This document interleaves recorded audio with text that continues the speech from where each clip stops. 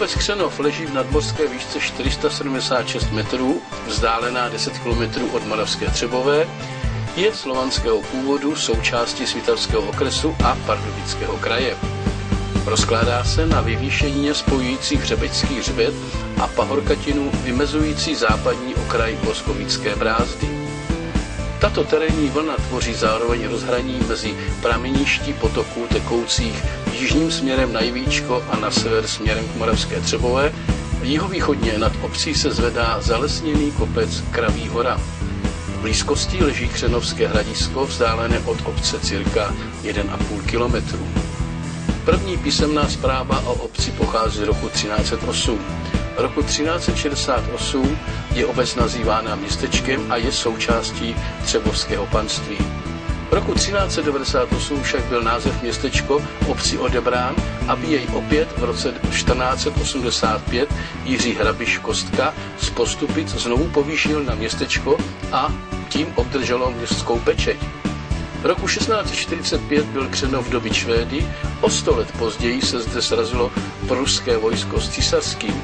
Městečko časem ztratilo svá práva, protože je nepředložilo ke konfirmaci, ale za Marie Terezie mu byla vrácena a potvrzena. Křenov byl zemědělskou obcí, kde se těžila železná ruda.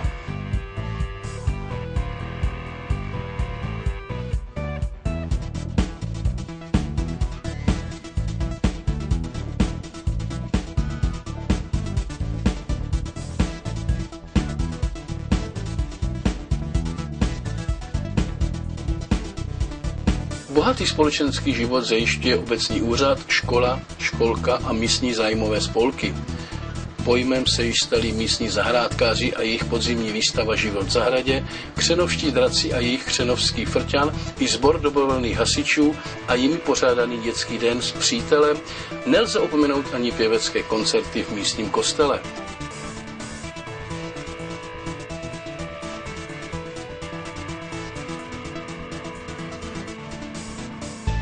Křenov je obec slovanského původu, kde první zmínka o existenci této obce se váže k roku 1308.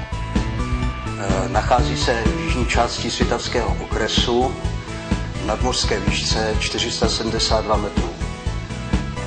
Má 408 obyvatel v současné době. Dovolím si tvrdit, že občanská vybavenost této obce je docela slušná. Máme tu základní školu, mateřskou školu, máme tu 2 pohostinství, 2 obchody se smíšeným zbožím, je tu kulturní dům, je tu soukromé muzeum, ale máme tu i hřbitov, takže můžeme nabídnout všechno. Historie místní základní školy sahá až do roku 1954, kdy byl položen její první kámen. Už o 2 roky později byla postavena, vybudována moderním zařízením a připravena plně sloužit mnoha generacím. Školu v současné době navštěvují děti ze Křenova, ale i žáci z okolních vesnic a přilehlých měst.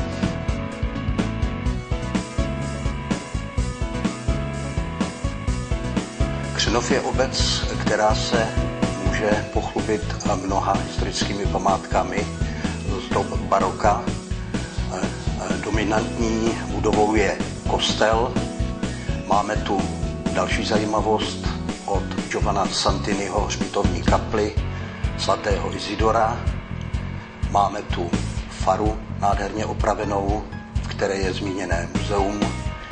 Je tam příjemná hospůdka, ale mezi zajímavosti historického charakteru patří ještě sousoší Marie, Jana Křtitele a svatého Jana Nepomuka. Před farou je další památka a to je Panna Marie Immaculata. Nerad bych opomněl, ale i další zajímavostí je pramen z roku 1732, který je na návsi.